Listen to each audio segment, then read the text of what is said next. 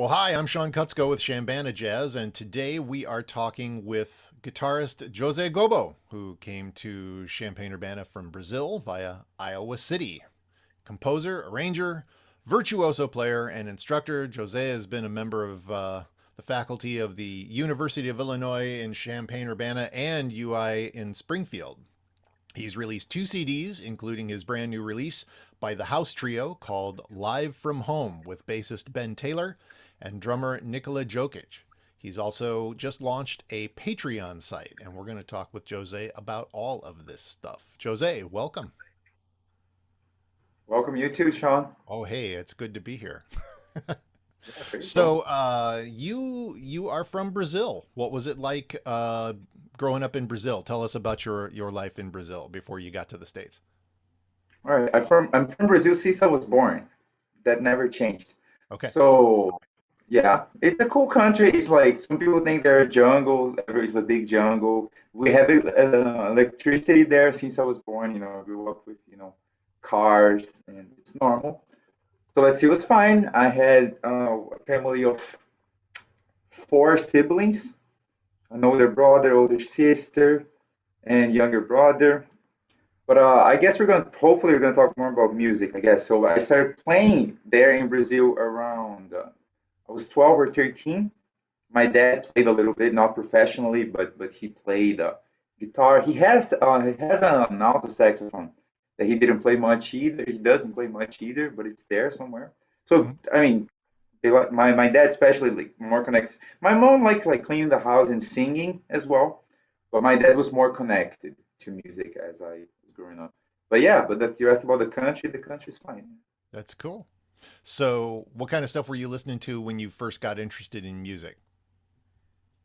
I remember listening to whatever was on the radio, and I like recording cassette tapes, Mhm.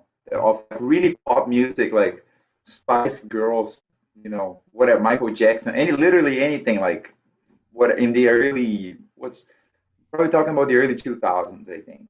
Mhm. So, but when I read that's like I remember I used to listen to music before going to bed, to whatever was on the radio, and then I started, but I really didn't care too much about it. Like I started caring about it when I started playing, and mostly rock and roll, So Mhm. mostly Led Zeppelin was one of the first bands that I really really enjoyed. Led Mhm. Zeppelin, Jimi Hendrix, kind of like classic rock type of thing, and Right. then I got into more like Metallica. That's about the time that I really got into playing guitar, like Iron Maiden, Metallica, and then Dream Theater. That's the band that's when I started to kind of get serious, to like Mhm. lock myself in the room and practice all day. So this type of bands. Okay. So, when did you make the switch to jazz? Did you hear a record? Did you see a concert? What was it? Yeah, I'm just noticing your phonetic alphabet. That's Hitler. That's uh, that's So that's the ham jazz. radio. That's the ham radio stuff in the background. Oh, there you go. Yeah. You hear the train here? I heard the train. So I got a cat here too. beautiful. So, jazz came on my life. Let's see, I started taking lessons at school, which is actually not a normal thing. Uh, Let me see. Yeah, I guess I can say that. In Brazil, at least in my hometown, most schools did not have music in school, but I luckily had on mine. And actually, I think I started playing the orchestra because I was interested in a lady, like a violin player. That's why, and then I was like, oh, I want to join the, and I didn't know how to read music. But we'll get to jazz. So I started taking lessons at school, and then my best friend, that he's a great bass player. His name is Daniel Pezin, like little foot, I guess translate, because he like tapping the foot in class. Anyway, so this guy, we started to get serious about music around the same time, and he was a fanatic Red Hot Chili Peppers, and he knew all the songs. He was like really learning everything because of Red Hot Chili Peppers. Flea, the bass player, he liked talking. I remember there was an interview with Flea saying like, "Oh, you shouldn't listen to Red Hot Chili Peppers. You should listen to Charles Mingus and to Charlie Parker." Mhm. And then this guy started checking out mostly the gateway drug was fusion, with like Weather so from report. yeah, exactly. Like beginning with let's see, bass players first. So Marcus Miller and Jocko. I think those were the main two guys. But then everything else like fusion related, with like the Chicory Electric band, that's something that we listen to a lot. Yeah, so this guy, this bass friend, he started to kind of pushing me. He's like, "Oh, you like rock?" You're like, I was a pretty decent, I wanted to be the fastest guitar player in the world. Didn't matter the notes as long as they were fast. Right. So, but yeah, and then because of this, because of listening to fusion, that was like related to we had a rock backbeat, we had a rock like, guitars with distortion Hmm. and everything. So because of that, I was like, oh, this is a little different, right? They're usually different notes than say, Jimi Hendrix, Jimmy Page would play. So and then because of that, I was like, okay, so let's see what's the like. For example, Jaco recorded on a lead, right? Right. And at first, I thought it was a Jaco composition. And I was like, oh no, okay, it's Charlie Parker. So who's Charlie Parker? And I heard it and I was like, this is horrible. Like the sound, I couldn't stand it. I was like, oh my God, all these random notes, what is it? So, but at that, then I kept, oh, okay, let's listen again. And then I remember the day that I kind of clicked in my brain. I was listening to All Blues, Miles Davis from the Kind of Blue album. And I was listening to Coltrane. And I'm interested in playing fast, right, because of rock. And then I heard Coltrane playing all this note, this crazy fast stuff. And I imagined in my head, I was like, wow, imagine if this was playing on a guitar with distortion. And I was like, wow, this is crazy. These guys are great. So that was how like jazz entered my mind. So that was how you got into it. All right. So then you started taking lessons. What was it about the guitar? Why did you pick up the guitar at first? Was that just because of your dad? Great question. Yeah, there was just a guitar in my house sitting there that people didn't play much. I think my older brother was playing a little bit, but he just like learned a few chords Mm. and kind of put it away. And the guitar, there was a guitar there, and Right. they So had they had lessons at school. And I kept look. Here we go. I walk in the house and here's a guitar, and I go back to the school and like, oh, there's music lessons. Then after whatever, maybe a few years, I was like, oh, you know what? There's a guitar in their lesson. Let's put them together. got it. All right. Well, that's cool. So okay, so you're taking lessons in school. Were you in bands? Did you start playing in a band in Brazil? Was it rock? What kind of stuff were you doing in Brazil to branch out and develop your interest? Yeah, I was playing bands. This is, let's say, first years of high school. Mhm. What types of bands? Let's see. I don't know. I think mostly. Oh yeah, my sister's boyfriend at the time. He was a little older, and he had a band, like a rock band in town. So I kind of wanted to play. I actually kind of suggested. I was like, "Hey, you should date this guy, so I could borrow his guitar." And she took it seriously. Uh, but anywho, but this guy played in bands, and I kind of like, oh, I think they had a Metallica cover band, but they played this type of stuff, the classic rock and like metal type of stuff that I Mhm. was interested in. But then I don't know. Here's the thing with the rock thing. I think I always wanted to play in the locals, but I had little bands. It wasn't like I was active in the scene because. I guess when I started getting interested in jazz, then we had a little band called New Bird that I remember. That was like second year of high school, I think. Mhm. I don't know how it is. I had 3 years of high school, so I don't know how would you. I was probably about 16 or so. And I Mhm. remember I knew the first jazz tunes that I learned. We learned Cantaloupe Island, All Blues, So What, I think, and we only knew a few tunes. And then I remember there was a little, with the same band that like me, this bass friend, Danielle, and then H. Mari, the saxophone player. The three of us, like, we're really, like, got interested in jazz at the same time and we practiced together a lot. So we even won, like, I started trying to compose as well. And as a band, we won a little high school festival there, with my composition. That was pretty cool. So, but yeah, you asked about bands. So, yes, but nothing, not like I wasn't a child Right. prodigy or anything. You had to So, work at it. yeah, a lot, a lot. That's why I hate when people say that I'm talented. You're like, no, I'm not talented. I'm practice. There's no. All right. So at some point, you make the decision to go to the States. and you end up in Iowa City to study. How did that Yeah. come about? Yeah, that was much later. So this is we're talking high school, right? Then after high school, I had to decide what to go for college. And I remember I was in between law, between being a lawyer and a musician. I Hmm. was like, oh, I was like, okay, now music, I think I'm gonna be more, devote myself 100%. So I went to undergrad for kind of the equivalent of jazz studies in Brazil, I guess you would say. Hmm. So, and it was great for me to get, one thing I really wanted to move out of my house. I was 17, you know, and I was like, I wanted to see how it was to be on my own. Hmm. So, yeah, because of so the school that I went to undergrad, it was a great school. Actually, the first one to have a degree in popular music, not in classical music, like in Right. jazz, let's say. So, the State University of Campinas. I went there, and there they had two American guys who actually made me start. I mean, because of being interested in jazz, I kind of wanted to come to the States to just to be close to the guys that I listened to. I mean, of course, most of them are dead, but Right. there was half of them are alive, I guess. So I wanted to see, and of course, I also like. But my main guitar hero is this guy here, Tony Horta, and he's Brazilian. So there are also people in Brazil who I wanted to play with. But anywho, yeah, because of this connection of these two professors, Phil DeGreg, who is in Cincinnati, just retired he used to teach at the University of Cincinnati, and I think, yeah, UCCM, something like that. So Phil DeGreg went there as a Fulbright scholar. So I saw him as a bridge. I was Hmm. like, started you know, try to like try to learn English, which I'm still working on it, as you can tell. So, and, but Better then than my another guy, Portuguese. better than your Portuguese, probably, right? Good.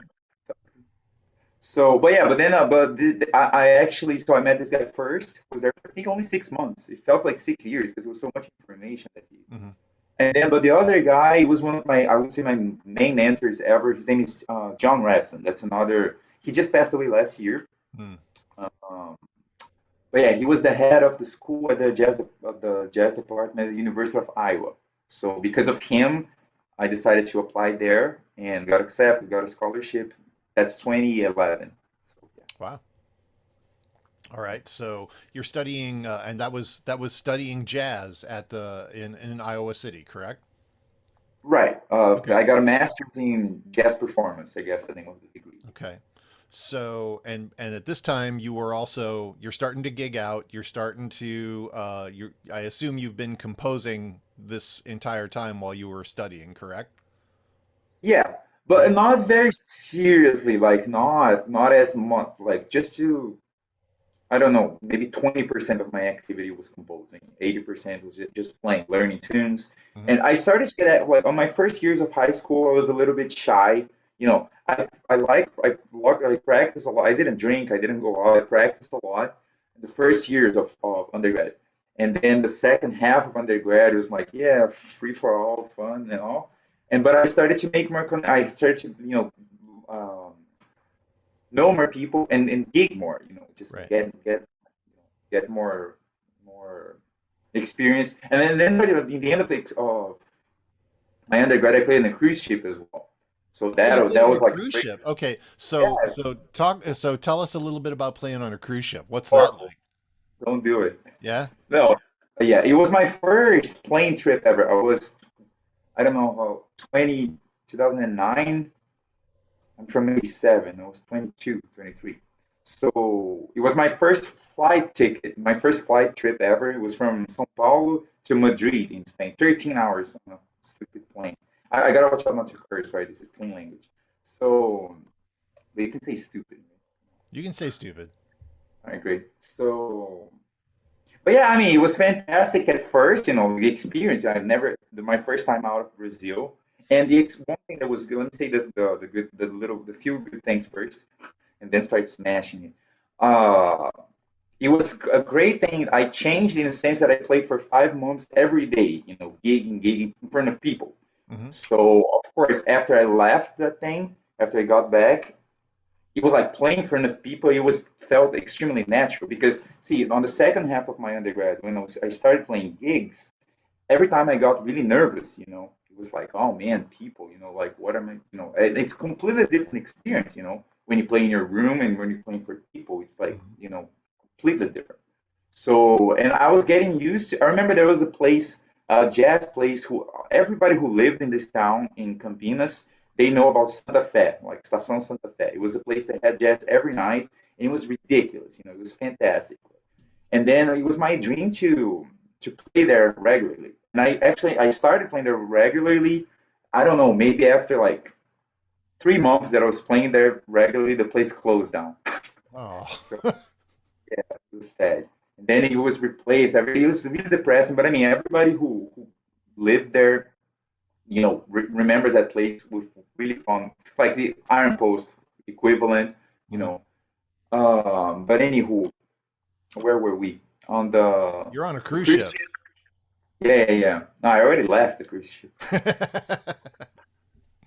Oh, the plane thing, blah blah blah. Oh Yeah. yeah. So the cruise ship, yeah. And so that's the thing. It was 5 months. It was fantastic. Of course, I don't think I would ever gone to Egypt, uh, Greece, places in the Mediterranean Sea first. Mhm. So the experience was overwhelming. I was like, wow, this is crazy. But the work, it was horrible. Just like the type of music. And I mean, one thing to me, like a big shock, was, of course, I read in books, like history books, and in my hometown as well, about inequality in the planet Earth. Like how things are. There are rich people, poor people, people are treated differently. Of course, I knew about that, as I'm 22, of course, like, however, living in a cruise ship to me is like the perfect, explanation of like how horrible Earth is as a planet. Just, the relationships that you Mhm. have to get used to on a daily basis. Anyways, of course, I made a really good friend, a piano player who was not in the band. The band was horrible, but the piano player who like the piano bar guy became a really good friend. We stay in touch to this day. So yeah, Did you, I that mean, was was anybody in the audience actually even paying attention to what you were doing, or were no, you just background? no, nobody cares. It was shows, It Yeah. was like we played a show called Beatles Forever, which felt like forever. I still don't like. See, I'm okay. I think the Beatles, they are the most overrated band ever, but I think they're fine. But that thing made me dislike them. Like Hmm. playing every night, and it's not their fault, of course. I'm not gonna blame John and Paul and all those guys. Right. But it's just oversaturation. When I was during my career in broadcasting, I ended up working at a classic rock station for a while, and to this day I can't listen to Styx or Journey or Bob Seger because Yeah, I hear you. you got to play it every hour. So Yeah. No, it's especially playing on a band with players who you don't like. Even worse. all right, let's leave the horrible environment of the cruise ship and let's get back to Iowa City. That was where you recorded your first record? Right. See, that's Okay. the thing. I was it was fantastic. It was like really cool. Um, they gave it. That was this guy idea, John Rapson, the Hmm. director there. That's I your mean, yeah, first he mentor. passed away. What's up? Yeah, yeah, yeah. He passed away, but his influence is like to me, he didn't pass at all. Just like because I learned so much from him. You Hmm. know, so such a fantastic person. Uh, but I think it was his idea to start instead of usually on the masters you have to write like a dissertation, right? However, since it's a degree in jazz performance, it's crazy. Like life made sense, like things made sense for a little bit. You're getting a degree in jazz performance, so you have the option of recording an album instead of writing a bunch of of stuff that people are not going to care too much about. Hmm. So, and that's of course that's the option that I took. So that's I mean, yeah, I recorded an album. It was the most people there. They just do the project, to get the degree, right? You have to record the album. You record the album, and you put it in your bookshelf, and you're done. Right. But I kind of took it a little bit more seriously because I felt like I was, of course, to this day, I'm not ready to play. I'm not satisfied with my playing. Like I'm getting happier with it. I'm getting more used to it. I guess I don't know with like the journey of trying to be a better musician. But at that point, I was like, I think I'm okay with recording an album at this point. So I tried to. And another big thing that made me take it more and more seriously It was the guest artist that was there, a Brazilian saxophone player, composer, like a legend, literally a legend in Brazilian music, happened to be there as a guest artist, and he agreed to record on the album. So I was Oh, like, oh, this is a huge opportunity. And this is a guy who record. I remember seeing him. I was first aware of him by watching a VHS tape of Antônio Carlos Jobim. You might have heard of. You're mm-hmm. from that guy.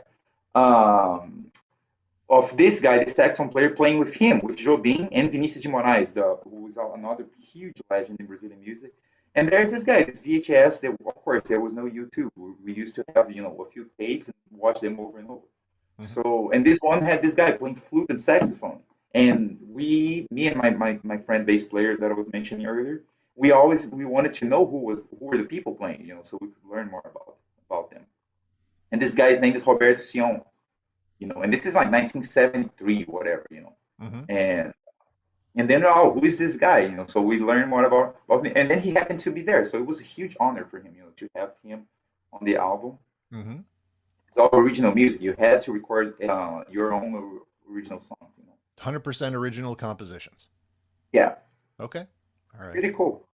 And you can listen to that on Spotify and all over the place now, right? Yeah, it is there. A few, I mean, they had, it was actually released, it was before Spotify, it was released in 2013. Mm-hmm. So it was actually through a label, really, really great people. I Mm-hmm. mean, that I lost touch with them in Iowa City. They have the name of the guy is Craig Kessler. He does a radio show at KCCK, which is a jazz radio in Iowa City. Mm-hmm. And they are also involved with the Jazz Fest, which is one of the biggest in the country. Actually, it's on the weekend of July 4th. It's a fantastic festival. So this guy, I released the album through the label, so you can actually probably still find. But that's the thing; it's hard to find their website. At some point you could order stuff through their website, Right.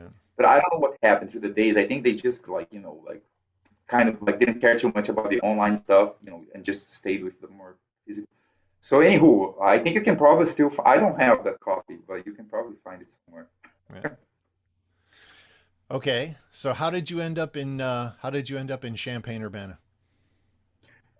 Good stuff. It was the same reason why I ended up in Iowa because there was a really good friend, Marcelo Bocato. Have you heard? I think he is before you came back to Yeah, Champaign. that's before my time, but coming back. Brazilian piano player, like a really phenomenal player, and we were friends since undergrad in Brazil. We went to the same school for undergrad, and he went to the States. He went to Iowa City. I just mentioned the American professors, but this guy was a huge bridge to me as well because Mm-hmm.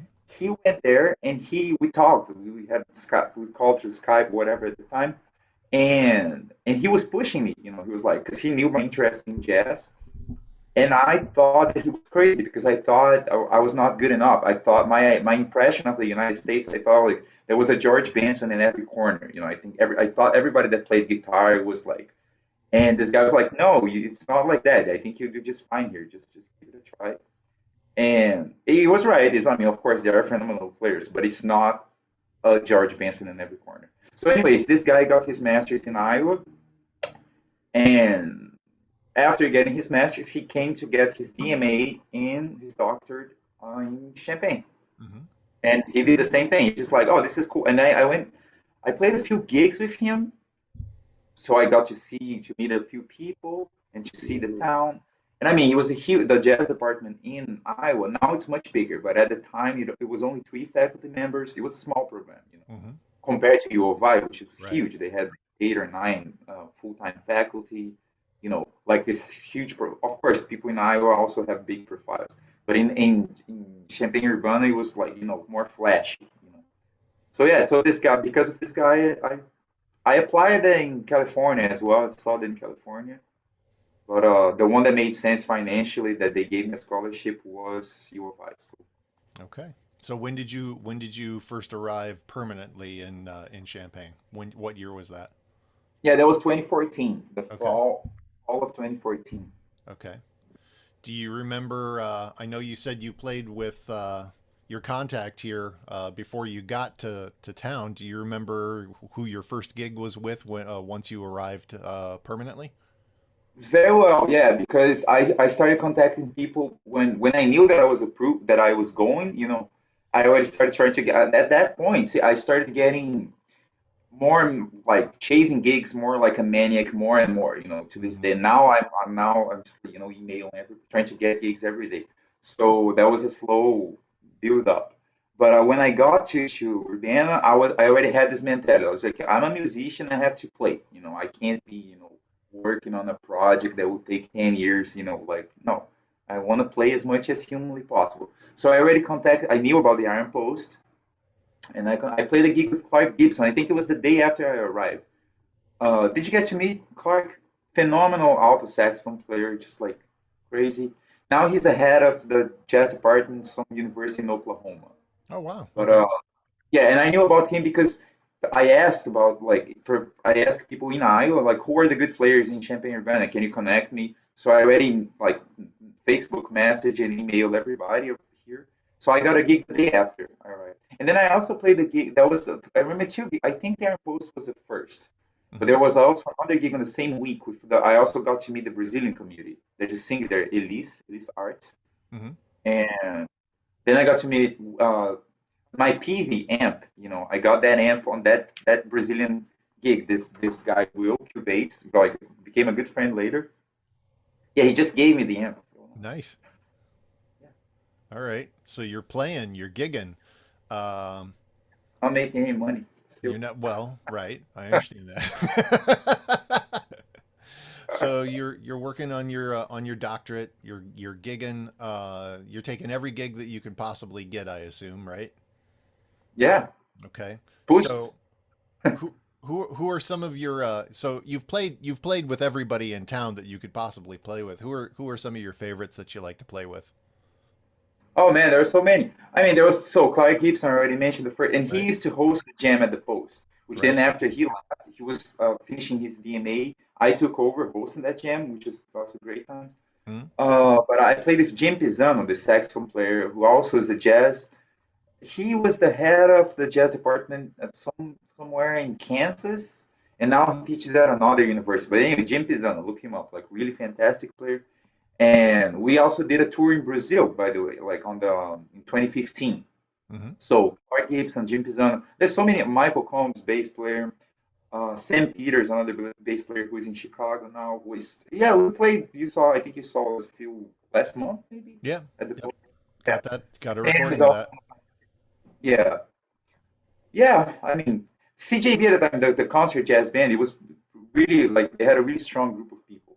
I got to play with Matt Anderson on drums, Mark Widenhofer. I mean, I'm not gonna remember everybody, but those are the names that are. I Right. started playing with Van Taylor right around then as well.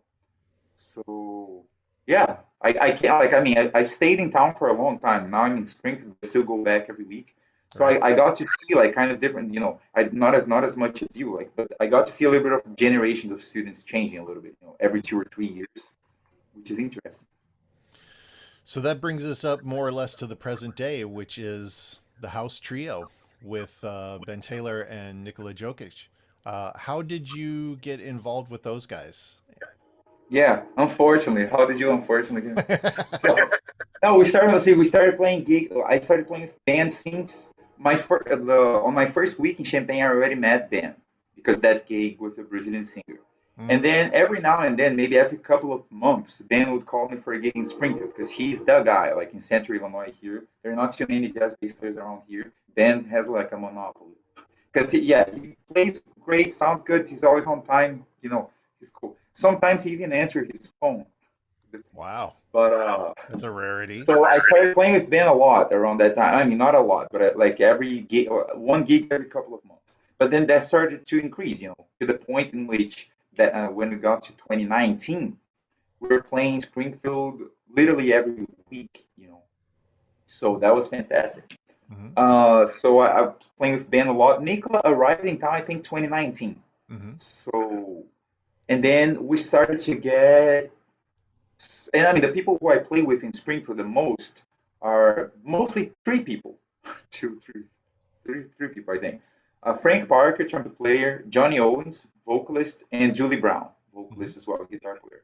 So with these people, sometimes they would hire a full band, and when they heard the three of us together, like when for whatever gig we played, me on guitar, Nicola on drums, and Ben on bass. We started backing these people as being their house trio, like being the house trio for Right. a jam session. Like that was a steady gig. That's in 2019, I think. And it was a jam session type. Frank Parker, the trumpet player, he has this thing they call the Frank Parker Jambalaya Jam. They would serve jambalaya at that. It was great. So before the pandemic.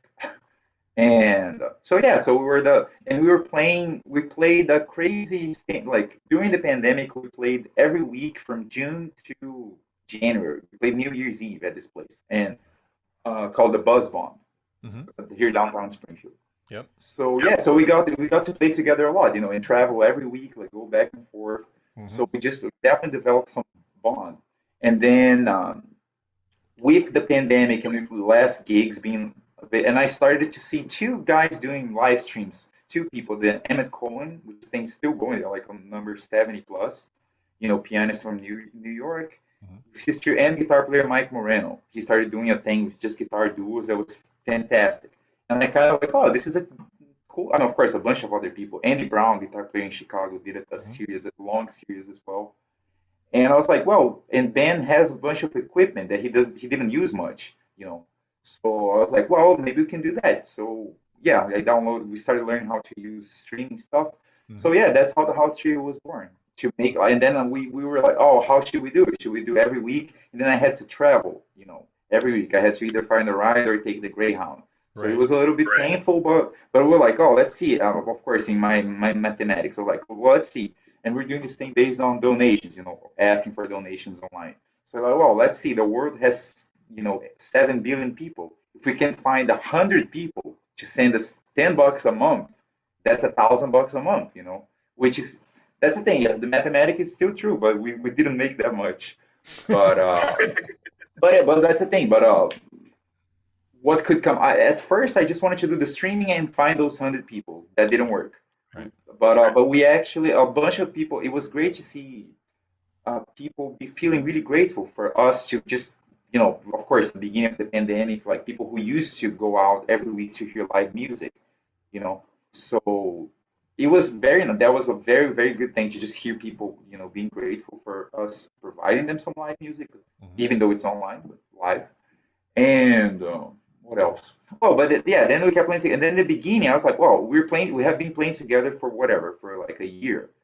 We already have some, and I have a bunch of tunes. That's the thing. When I was living in Lincoln, teaching at Lincoln College, at some point there, I was composing almost every day. Hmm. Start just the thing is the idea of sometimes when you compose, you want to wait until the thing is perfect. Like, oh, it's like better than Mozart. Otherwise, I'm not gonna do anything with it. I started dropping my expectations and just writing anything. Boom, just write it. I don't care. Is it great? I don't care. Boom, just write it. And also finishing the song in the day. Just like not waiting. Oh yeah, I'm gonna wait for the magic inspiration. It's like no, I'm just gonna write it. Be it, f it. So and then I wrote a bunch of songs. I wrote like during whatever in a few months. I wrote like 80 tunes that were actually playable. Like no Wayne Shorter, but they were playable. They were and yeah, and then I was thinking more, starting to think more and more like in a practical way. So like, well, okay, I have all these tunes. I got that literally, I saw the 10 that were easy to play as a trio. I didn't, just like, okay, this is easy to play, good, easy to play, okay, cool. Pick 10, and then we made a plan of playing them online first on the live streams, which we did. Yeah, and then started thinking of recording with band equipment, and Hmm. that's how the house trio became more of a thing. So when was the album actually recorded? It was recorded in, I think it was in May of 20, uh, yeah, May 2021. Yeah. May 2021. And this was recorded at Ben's place? Yeah. Okay. Yeah. So that's it. I think he even took some, I overheard him saying he took some classes with Mark Rubel, the guy from, Mark Rubel, you the know, guy who ran Pogo Studios here in town forever. right. Yeah. So Ben knew, he learned some recording stuff from him and he likes it, and that's so. Of course, that lowered the cost. I mean, I didn't have any money to invest in anything. So it was great. So we could just do it at like low cost and decent quality, Hmm. so So all original material with a group of folks that you've been playing with for over a year. So yep. there's a good level of communication that came about as a result of you being familiar with these guys. Of course, Yeah. yeah. I mean, and we made a point of also not only play standards, but also play the tunes. Hmm. Like we didn't rehearse for the live streams. We just would sometimes we had like 15 minutes before, then we would like run the tune a little bit. Sometimes we'd have a half hour, which would be great, so we could actually play a song and see how it would sound. But most of the time, we just played. Hmm. So just the act of playing more together, you kind of know kind of where what can we expect from. I mean, even on the day of the recording, until this day, we just played last week. It is unpredictable. It's great. There's a lot of room to explore, but you kind of know people's musical preference, of course, and also by talking a lot and by driving together a lot. Like Nicholas Ray, his car is always 80s rock, and Dan's car is always like 19 mid 50s jazz. So you kind of know uh, what they like. Hmm. And So you've yeah, played. Let me ask you a question here. You've played in a lot of different environments, a lot of different genres, all kinds of situations. The current group that you're playing with now, the House Trio, it's a trio. It's guitar, bass, and drums. What are your What's your approach to playing in a trio where you're the only instrument playing chords as opposed to having, say, a piano or maybe three horns that could produce a chord of some variety? What's yeah. your approach when you're the only instrument playing chords? How does that different when you've got a piano with you as well? Uh-huh. Yeah, great one. Great question. Well, to be honest, let's be honest here for 1 second. The decision of making it a trio is not really an aesthetical decision. It's a practical decision because Mhm. it's two people that I get along with well, and it fits one car. So if you want to drive around, the three of us could like we are able to stand each other for a couple of hours in the car, and it fits the car. Even though sometimes I have to ride with the bass drum on my lap, but it fits. So that's the first thing. But of course, I also love playing one of my first went back to the beginnings when the first things that I started listening, the first jazz things that I started listening to. Pat Metheny's album Bright Size Live Hmm. was one of that I was mesmerized with. Also one of those that made the bridge because Metheny with all of like his pop rock type of inflections of ways playing the guitar. So that album was and it's just a jazz guitar trio. So that was in my mind. And I like playing every situation. I like even guitar solo. I do some solo guitar things. I play lots of duos just because it's easy. Just call a friend and like come over and play. Hmm. And I know I don't like I don't like big band, so I don't like every situation. But I like most playing situations. Hmm. But yeah, with the trio, that was it. So you asked me how do I approach? I don't know. It's just like try to keep it interesting. That's what I try. What do I mean by that? It's just like I try to practice different ways to deliver the material. Meaning sometimes I would play just chords. Sometimes you can just play single line. One of my favorite guitar players ever, Bobby Broom. When he plays trio, he doesn't play too many chords. It's mostly single lines, and it's perfect. Now, another of my main guy, Tony Horta. He's more of a chord player. Sometimes he'll play a whole chord, a whole solo with just chords. And that's also beautiful, different. And then another one of my top five ever, Kurt Rosenwinkel. He's the one that he makes his approaches. Sometimes he kind of sounds like a piano player, and he plays the hell out of piano as well. Hmm. But he does his thing, which he will keep one note on top, whatever, and then move the other notes. So I guess what I'm trying to say, the main thing that I'm looking for is storytelling to try to make it sound like a story and hopefully an interesting story. So you have just different layers. Sometimes you put a screen here, sometimes you add some drama by. I'm reading a book here that's just like so much disgrace. It's like in Afghanistan, and it's kind of like real. This one is getting way too dark. I'm halfway through, and it's really dark. But anywho, So, but I try to get, storytelling with variety and making it interesting. So Hmm. for that, there's a single line. There's all you can also, since you're playing just, since I'm in charge of the harmony, I can act. There are lots of options. Sometimes you see the real book. They have one tune and they say, oh, the first chord of Autumn Leaves it's A minor. Like no, the first chord of Autumn Leaves could be any chord. So that it's really cool when you play as a trio. It gives me a lot of freedom to actually change the harmony, even if the band is playing the bass note that like the original quote unquote uh, bass note. They're There are playing the many chart. but well, he could. Well, of course, he also has the freedom since it's just a tree. Everybody has freedom Right. playing in the tree. You know, it's really yeah. I guess well, if you hear see another of my favorite groups, the Wayne Shorter Quartet. They are four people, and it's probably the most free band that I've ever heard in my life.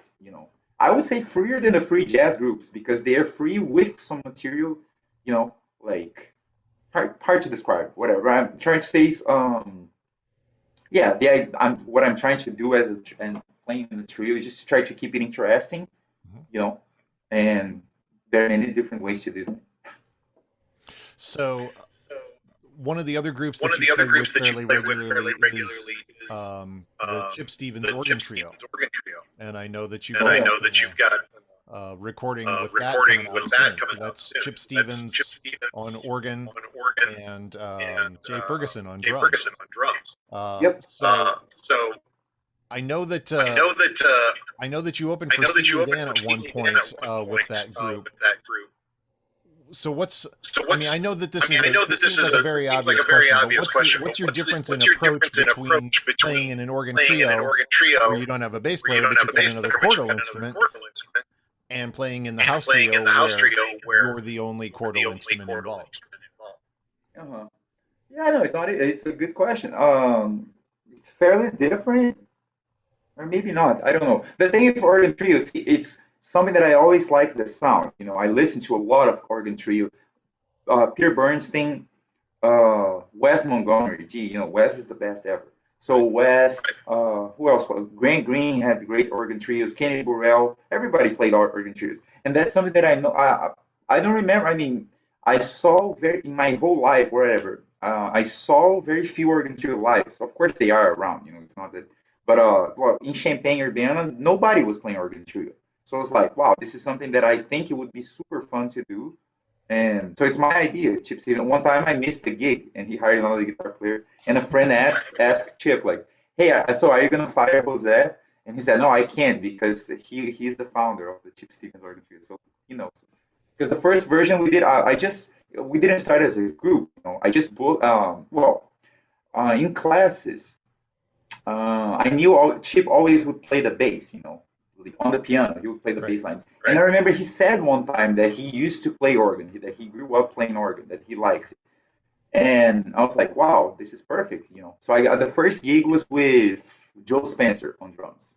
We did two gigs at the Post, and I tried to keep it. But then I don't know, everybody's busy, so we couldn't keep it up. But then later, Paul Worth, by the way, he contacted Chip saying like, "Hey, let's get that organ trio thing going." And then Chip called me and said, and really called about putting a group together and playing once a month at the Post, Mhm. which we started whatever 2018, I think, or maybe early 19, I don't know, but for a while. So yeah, and then Jay was available to do it, and he could commit, which was fantastic. Jay lives in Mattoon, and he's a lawyer.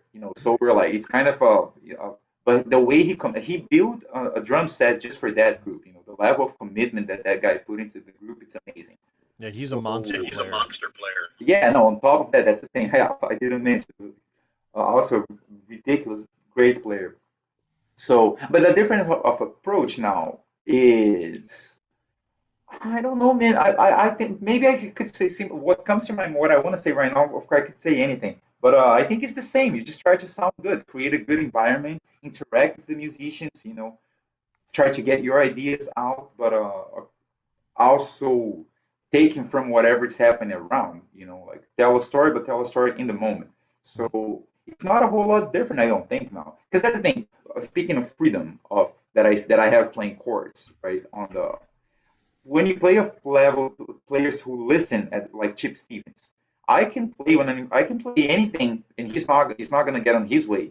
He's gonna adjust if I'm the soloing at the time. Hmm. Even if I want to play chords, sometimes I do. Then he lays off a little bit more, or we can both play chords at the same time. I don't know. That's when you play with good players. It's all the same. It's always great. When you play with Yeah. bad players, no matter what you do, it's always bad anyways. So you just launched a new Patreon site for yourself. Talk a little bit about your work with Patreon. What do you hope to do with it? Right. It's short story long. This Brazilian guy, contacted me for lessons, but the currency in Brazil, you have to get it's 6 to 1, so R$ 6, $6 for $1 American. So it's not practical to charge people in Brazil.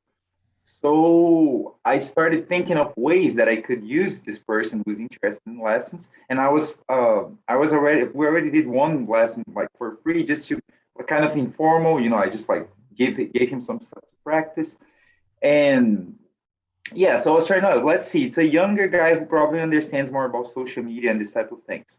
So how can I and then later, I asked him, yeah, how about we do that? I give you formal lessons, but instead of paying me money, you do whatever. You help me with something online. Cool. But then on top of that, I had the idea. I remembered of this Patreon thing, which at first I didn't like. They always take a cut. Since well, I could take money directly from people, especially people, Sean, people who know how to, like on PayPal, they have the send to a friend option that they send without getting a cut. But there's that. So, but Patreon takes a cut. So I was like, I don't know if that's a good idea when I first learned about it. Hmm. Maybe over a year ago. But then I was like, why not? And then I had the idea yesterday, and I created it yesterday. So Hmm. that's it. So I have a Patreon there. It's very basic. There, I'm not gonna do anything out of the ordinary. I'm not gonna buy a new house just so I can have a background. No, it's gonna be. I'm just gonna do what I already do. Basically, the stuff that I post on Facebook. Uh, of course, it's gonna be a little. I'm like, maybe I will take suggest if anybody had signed up. It's $3 per month. Like Jesus Christ, I hope somebody will subscribe to that. So what I will do, I will record whatever. I just put my phone and record for a half hour a subject, whatever they can ask the subject. Wow, anything. For example, approach for playing on the trio. And then I can talk about it. No edits, no anything. Just wow, with the mistakes, you can see the mistakes and learn from the mistakes. You can always so that's the idea of the Patreon. Is just to do low cost production for a low price, but with high quality material. Hmm. That's it. So, okay, so what I'm hearing is you're playing a lot of different types of music. You're gigging as much as you possibly can. You're branching out into coming up with online ways that you can make a little money doing all of this. If I'm watching this video and I'm a budding musician trying to get started, what advice do you have for a musician in order to make a living playing music? Huh, great. I'm still trying to figure that out. Right? Well, Sean, I think the most important thing is passion about the music. If you like to be, let me say, well, like listen to as much as possible and try to seek for a community wherever you are. That's something that I really I think this thing is we have been talking for almost an hour and it's been too I want to talk trash. So let me talk some trash. Like Okay. Go students, ahead. like especially the undergrads, at U of I right now, you don't see those kids in any gigs. It's ridiculous. You're going to school for jazz. So how in the planet you're not going to hear I mean, I'm no George Benson, It's not like, oh, everybody should be going to see it. Not even my gigs, I don't care. But go see Chip McNeil for Christ's sake. Go see Ron Bridgewater, go see Chip Stevens, all like Jeff Helgeson, these players who are fantastic players that can play in any place in the planet. And you can hear that in Urbana Champaign. And sometimes the show is like $5 and you hear the kids who are paying like 50,000 a year for the school, and they're like, "Oh, I can't afford $5 to see Chip Stevens." You know what I'm saying? So first thing, like, connect with people, find out, uh, and that's the thing. I heard that it's a cute quote, like take care of the music and the music will take care of you. I still blindly believe in that. Yeah, so if you're crazy passionate about it and you do as much as you can, you know, see, music is the relationship with music versus um, other types of relationship. I like the relationship in music in the sense you put energy into music and the music brings it back at you, like usually instantly. You listen to like sometimes if you're whatever on a romantic relationship, it's not always like that. Sometimes you put the energy and the energy goes somewhere else. Not complain. So, anyways, what I'm trying to say. So, I think you were asking for aspiring young players. Put your energy into it. Like by all possible ways, not halfway. Just like, oh yeah, because then it's kind of like a cycle. You start listening, and then the natural thing in my mind. I mean, who am I? I don't know. Maybe I'm imagining that this is something that makes sense. Maybe it doesn't. But like, you start listening to these great recordings, right? Isn't it natural to try to want to hear it live? Then, like the difference between very well the difference between listening to an album and listening to someone live. Oh I yeah. mean, live is better. Like that, there's no argument. There's no point. Like, don't. It is better to hear it live. You hear, the vibrations. You see the person. It's better. So, and then by that, I don't know, you get inspired to try to want to play better as well. You connect, and then it's a cycle of of happiness. Now we're back to the joy. You know what I'm saying? Of like people supporting each other, Mhm. and then there will be more gigs, and then we can, but it doesn't happen. There's something lost happening right now. I think, especially with younger players. They just I don't know, have their own Well, thing. so there's a Minneapolis-based guitarist named Zack Harris who was in town back in early November, and I interviewed him as well. And I asked him what advice he would give to the students in town because he's on faculty at one of the universities up in Minneapolis, St. Paul, and he said the exact same thing. He said, look, going to class and learning theory and harmony and all of that stuff is very, very important. But if you want to be a musician, you got to go out and gig, and you got to learn how to do that. And so his advice was just like yours, which is go out and play and make sure that you play in an environment that's not involved with campus. So, that's Yeah, 100%. I want to hear that interview because I saw your record, the recording that you did from their show at the Rose Bowl, and it was Mhm. killer. Yep. So it was really good. And I heard it was not very well attended, right? It At was the, not, unfortunately. There was maybe by the end of the show there was maybe like 20, 30 people in the audience, and they really yeah, but missed see, it. let me talk trash a little bit more then. Now Okay. now we're getting to the good stuff. Because see, there was this band from whatever. If you want to research what I'm talking about, I'm not gonna mention names. I'm not gonna, but there was this band, but from out of town, from far away, from New York, that they played at the Rose Bowl a few weeks ago, and it was. I heard it was you couldn't move. It was so packed. The cover charge was $20. So all these kids who say they can't see Chip Stevens because it's five when they played at the post. Uh, the thing because they have the social media hype.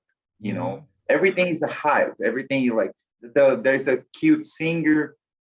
And so it really makes me angry the fact that that type of show it's and another thing that really makes me mad is like I know that I'm friends with one of these people on Facebook, and there's one person who tries to pose like, oh, the entrepreneur, I can't say the word, as like, oh, Entrepreneur. I'm the business person, I make business happen. And this person pays, like when they travel out of town, they pay the musicians a ridiculous fee. They pay like, $40. And then you know what I'm saying? It's just like it's literally the thing of playing for exposure. Oh, you're playing with this band from New York. And and then you post on your social media making a big hype out of it, but of course you don't mention that you're making. But I've seen there's a documentary in which they're trying to, pose as the big business people. And they're saying on the documentary, like, that they're paying, $40, $30, sometimes nothing. For a 3 hour So I don't gig. know, something to think about. Yeah. Yeah. So if you like if the phone rang and it was somebody, anybody, phone rang and said, Jose, I need you on my gig. Who would you want that to be? Oh, Herbie Hancock. Yeah. Yeah. Okay. He played here in town in '73 at this little place called the Channing Murray Foundation, which with about it seats about 50 people on a good day. So that was like right when he was doing Oh, the Headhunters did you stuff. see him? No, I was like 5 years old. Come on, and you missed it. See, I that did type miss of it. kid that I'm talking about. You were playing with your toys instead. I was with my toy keyboard. Anybody else Yeah. other than Herbie? This guy, Toninho Horta, Yeah. that's definitely, I'm quoting him because I did an interview with him for my paper. And I asked him that question, who he wanted, and he said Herbie. So Herbie's also one. And I did an interview with Melissa Merle from the News Gazette, Oh yeah. interviewed me back in 20, I don't know, 16, 17. And I said, she asked something along, and I said that I wanted she said something like what I was looking for in the future. And I said that I wanted the Keith Jarrett trio to become the Keith Jarrett quartet featuring me, but Keith is no longer playing. Gary Peacock passed away. Mhm. So I could still play with Jack DeJohnette. I'll be happy to play with Jack. A trio, me, Larry Gray, who I was plays gonna with say like, Larry Gray's you're into Jack, so oh man, work yeah. him. No, Larry Gray, yeah. That's not the name that I didn't mention. You one of my favorite people to play with. Like Larry Gray is a monster. Yeah, So he is. yeah, a trio. Me, Larry, I'll call Larry. Me, Larry, and Jack DeJohnette. That will be hip. Hmm. But I mean, and I also mentioned on that News Gazette interview, I mentioned that was the first thing that came to mind to make the Keith Jarrett trio quartet. Check, that's not going to happen. Then I mentioned that I wouldn't mind playing with the Herbie Hancock group, which Hmm. can still happen. Sure, let's Hmm. see, 2022, yeah, maybe. But I also mentioned that I wouldn't mind playing with Chick Corea either, but also maybe Oh, too later. late for that. Yeah, So yeah, maybe in heaven. Maybe they have a jazz band or wherever they are. But there are so many names. I mean, let me like be more realistic. Seriously, players like Joe Lovano, I don't know, Dave Douglas, Bobby Broom, they do two guitars with Bobby Broom, Peter Bernstein. There's so many players I could just like while alive and playing all the time. Joey DeFrancesco, man, I would love to play Joey DeFrancesco.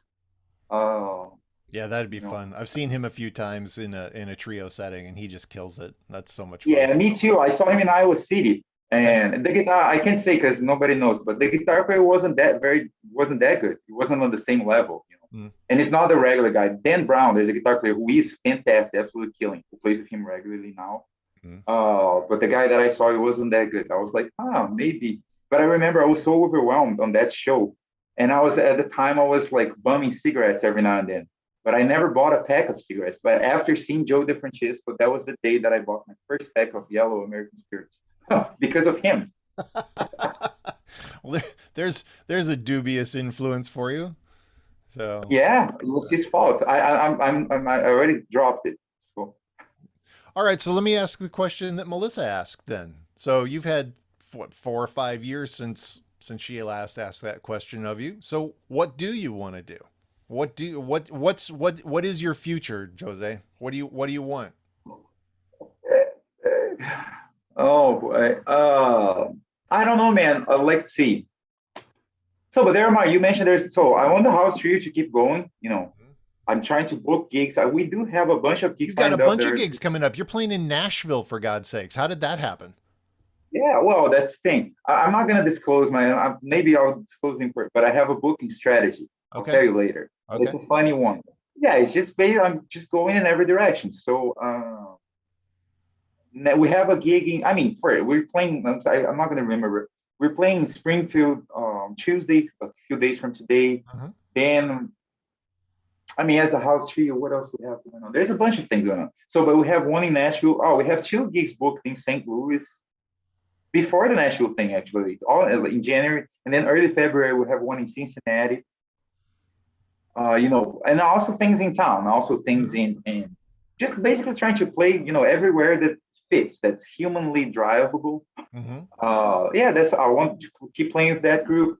I still that's the thing. If you ask me when I was 21, what I wanted to live in New York.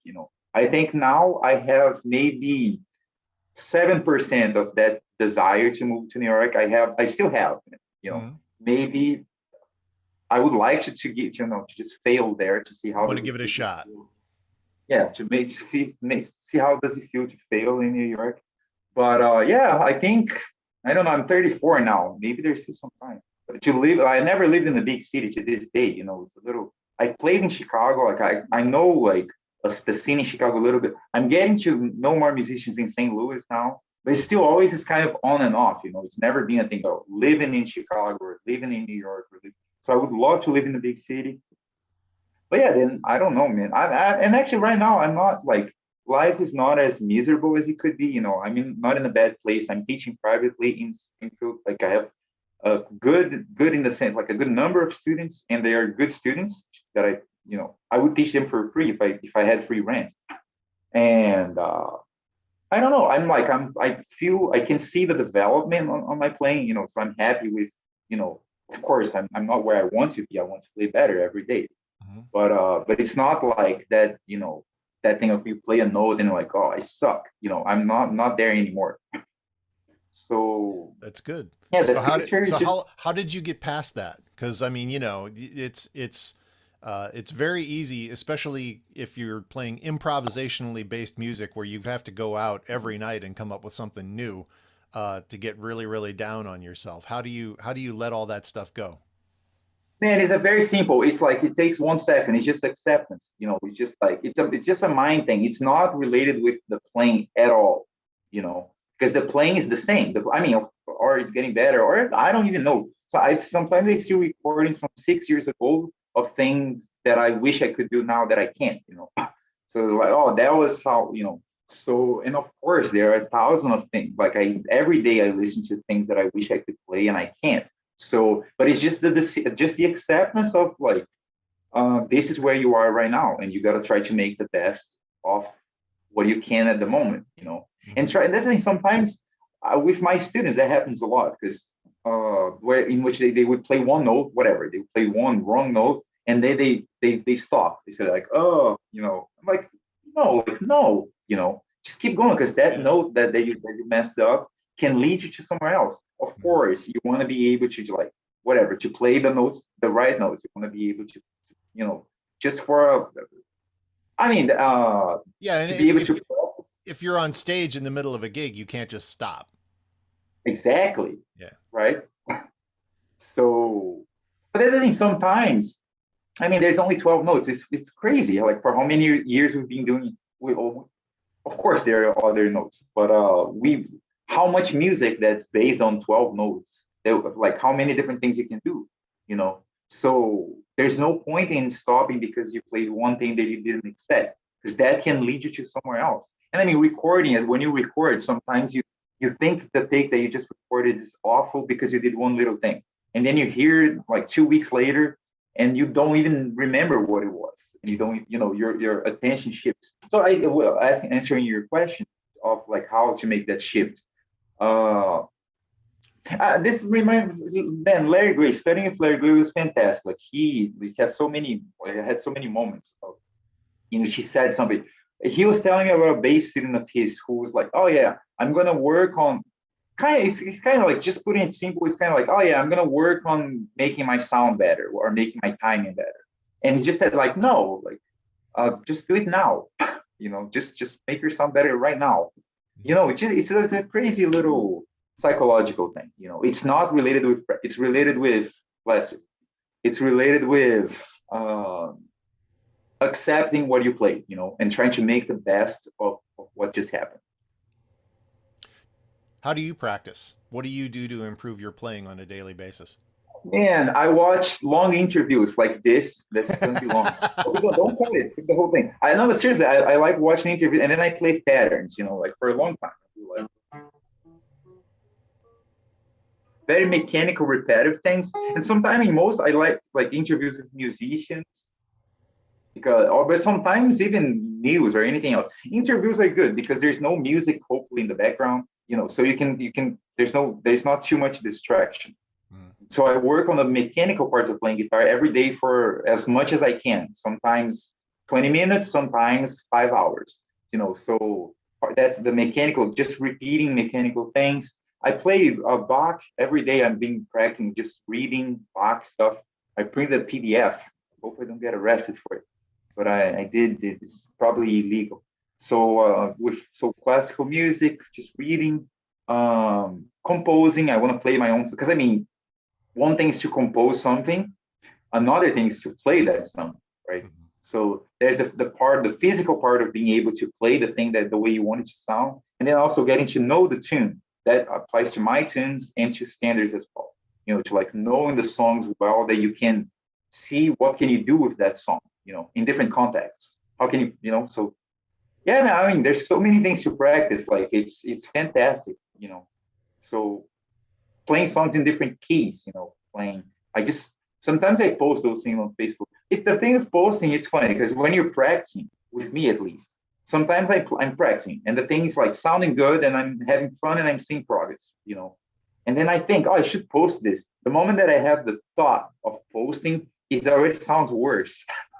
It's funny, but whatever.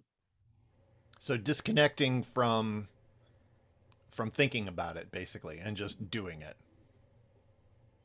Yeah, yeah. You mean the practice thing?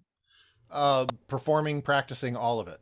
I mean, is you said you sit and you watch interviews with doing the mechanics? Is the mechanic like are you focused on, okay, I'm going to do, A minor Mixolydian or whatever and just No, I do do. it? That's the thing. So I'm sorry, Sean. I have to disagree with you because when you're practicing, though, you kind of have to connect, right? You have to know what you're doing. So So then there's what the I mean with difference with practicing. It's much more you have more of a focus, more of a specific intent of something you're trying to accomplish. Whereas when you're playing a gig, you want to just let it go and see what happens. Oh yeah, there you go. Absolutely yes. And that's in gigs. Sometimes like when I have like sometimes I catch myself thinking of like, oh, this is a B7 chord. That's usually not good. Usually the best time is when you're just listening and reacting. You know, and like not thinking of not being aware of the notes, just sounds. That's usually the best. But whatever. Sometimes I don't care. Sometimes even when I catch myself thinking, I'm trying. Sure, I'm aware that I'm thinking, but whatever. I can't unthink. But it's just go from now on. But the thing with practicing the mechanics is just very. Let's see. It's just stuff that I wish I could play fast. But in order to play fast, you have to be able to play slow and repeat the hell out of it. Repeat it Mhm. 800,000 times. So that's what I do with the long interviews thing. Just things that I know that is just that all I need is repetition. Kind of like working out. If I wanted to be, whatever, to have gigantic muscles, which I don't. But if I wanted to, I'm very aware. If I go to the gym, whatever, lift stuff, that's how it goes, right? There's no, of course, people can take all sorts of stupid drugs or whatever. But basically, you work out and you get there by the workout. I think in guitar playing, there's not a whole lot, but that's involved as well. So that ties back into exactly what you were talking about with the students here in town about going out and playing the gig. Do you think the open jams? Currently, we've got the open jam on Tuesday nights at the Rose Bowl every Tuesday night. Does that perform the same function as playing a gig?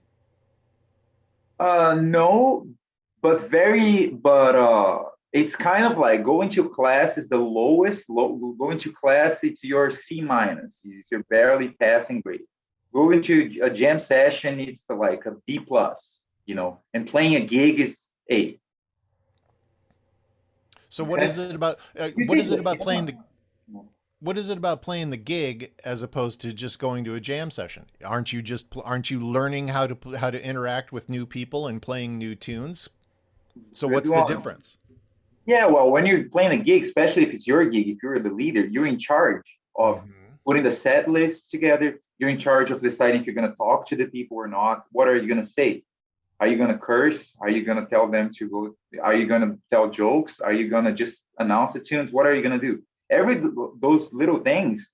Are you going to, if there's the most beautiful woman you ever seen in your life walks by, are you going to focus on your chords or are you going to just play anything and focus on the gorgeous lady that's walking by. Those decisions, they go by quickly. How many beers are you gonna have? One or 17? Like, what are you gonna? So, um, So then what else? what I'm hearing you say is that playing the gig, there's a whole lot more to learn about playing a gig than just showing up and playing the music. Oh yeah, a lot more, a lot more. It's a lot more responsibility. And there's way more. How are you gonna dress? How much are you gonna charge? There's so many things that you learn. Just like, yeah, there's nothing replaces. I don't think just playing. And also the things that happen on the stage. Like that are you're on a jam session. You just go there. I mean, it's great. Don't get me wrong. As I said, B+ is a great grade. Like sometimes better than A, that you have to work too hard. Like sometimes my favorite grade is always B- because that shows that I didn't do more work than I needed to. It's like so, but playing the gig, yeah. So I mean, but here's the thing though. Playing the I see. I'm always complaining about the jam session situation in the sense that there should be more people. There should be everybody. There's always that's the thing. My next book is going to be called The Calendar of Excuses. How people there's always an excuse. There's always like, oh, my cat is sick. Oh, it's my aunt's birthday. Oh, it's my sock. Whatever. You know what I'm saying? Versus just shut up and go. And then the jam session is great for you can if you're learning a tune, you can call the tune and you can there's also let's talk about the good parts of the jam session that could be better than the gig. On the gig, you have all this responsibility. On the jam, you can do whatever you want, right? You can explore new ideas. And there's also different people. It's not like your group, right? So you can play with people that you never played before. Like I was playing this jam session in St. Louis the other day, and we're playing this tune. Then this trumpet player started playing, and I'm like, Jesus, like best trumpet sound I ever heard. Like just crazy, just unbelievable. And then I looked up the guy later. The guy lives in New York. It's a superstar. His name is Keon Harold. And just like being at a jam set, that's another huge part of being at a jam session. Like me and Nicola are hosting one in St. Louis in a few weeks at this place called the Dark Room. Mm-hmm. And the bass player is also phenomenal. His name is Bob the Boo, and like huge place with Dave Sanborn, everybody. So I mean, just making these connections as well. Where else are you gonna send them a clip on? Are you gonna send them a Facebook Messenger with a video of you playing? Like, hey, hire me for your band. Good luck. It's not gonna happen. We're running out of time here. I need to wrap this up in a little bit. You got any final thoughts? No, me too. I'm hungry. Good. All right. Well, hey, Well, Jose. just say, Sean, sorry. Thank you for what you do. That's also extremely important. Well, one thing I would say, maybe I should say to you privately, but let's say live that's better, because I think you really should apply for some sort of grants, to get money for what you do. But I'm not being like thinking of the other. It's not compassion. I'm being selfish. Because then if you get those things, let's say if you get $1 million from the state of Illinois or whatever, then you can also help, because you're so organized. What you do is fantastic, and I'm very grateful for. And keep doing what you're doing and keep building up, because we need you. It's a labor of love. I mean, I'd certainly like to have $1 million. That'd be nice. But Well, let's talk about it. The governor lives 2 blocks that way. Well, go talk to him for me. I will knock. I will. Say, hey, JB. Yeah, there you go. Well, we actually know the lieutenant governor. Her name is Juliana. She's a friend of Frank Parker. She comes. Maybe I'll send her this. So okay. Juliana, long live the Democrats in So I don't know, but I am kidding, but I'm not kidding. Maybe not $1 million. Maybe start with 100,000. But if you know what I'm saying, because it's worth what you have done. What I've seen you do so far, just for what you already have out, that's already worth paying you $100,000. So if I'm just saying, and there are people. That's the other part. There are people doing that.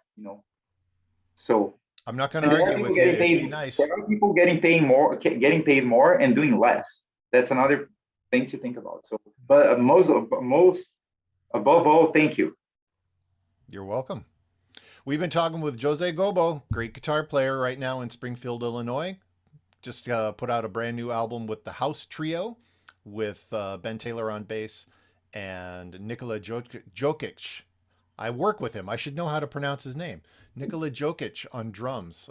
They are going on tour throughout the Midwest coming up here in January and early February. So follow them on Facebook and Instagram too. Jose, thanks a lot for your time. Thank you.